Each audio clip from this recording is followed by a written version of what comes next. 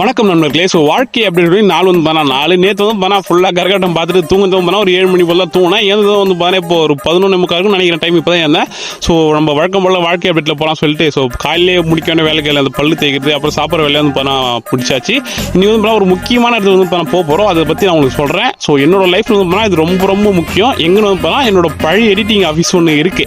அதை இந்த வீடியோவில் காட்டுறேன். ஸோ நான் இன்ஸ்டாகிராம் வந்து பண்ணா ஒரு 107K ஃபாலோவர்ஸ் கிட்ட வச்சிருக்கேன். ஸோ அதுக்கு முக்கியமான ஒரு பேஸான ஒரு இடம்னு பார்த்தா அதுதான். எங்கள் ஊரில் வந்து பண்ணா எங்கேயுமே டவர் கிடைக்காது. அதாவது போன் மட்டும் தான் வரும். மீதிபடி நெட் யூசேஜ் எதுவுமே பண்ண முடியாது. அதனால இந்த இடத்துல மட்டும் தான் பண்ணா ஓரளவுக்கு வந்து பண்ண டவர் கிடைக்கும். ஸோ என்ன ப்ரோ ஆஃபீஸ் சொல்லிட்டு மரத்த காமிக்கிற சொல்லிட்டு கேட்காதீங்க. இதுதான் அந்த ஆஃபீஸ்.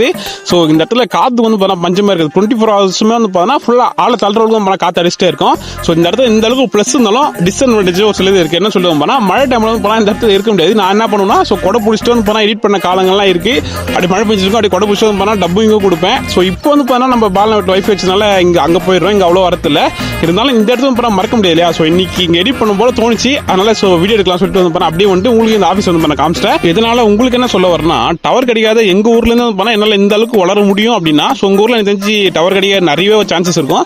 ஸோ நீங்க சும்மா இருக்கு எதனா ஒன்று ட்ரை பண்ணுங்க. ஸோ அதுக்கப்புறம் பண்ணா நான் அங்கிருந்து எடிட் பண்ணி முடிச்சுட்டு ஸோ இங்க வந்து பண்ண பசங்க வந்தாங்க. அவங்க கூட கொஞ்சம் பேசிட்டு ஸோ ரொம்ப நாளாக வந்து பண்ண கிஸ்தனிக் ப்ரோ வந்து பண்ணா அந்த பாட்காஸ்ட் அன்னைக்கு சொல்லியிருந்தேன். பாதி தான் பார்த்தா மீதி பார்க்கல. ஸோ இன்னைக்கு வந்து பண்ணா ஃபுல்லா பார்த்து முடிச்சிட்டேன். அதுக்கப்புறம் பண்ணா சாயங்காலம் வாக்கிங் போயிட்டு இருக்கப்போ வந்து பண்ணா திடீர்னு ஒரு கிளைமேட் சேஞ்ச் இந்த மாரி இந்த லேண்ட்ஸ்கேப் டிஃப்ரெண்டா பார்த்துன்னு வச்சுக்கேன். எனக்கு அது ஒரு மாதிரி அடிக்ஷன் மாதிரி அது அப்படியே உட்காந்துடும்.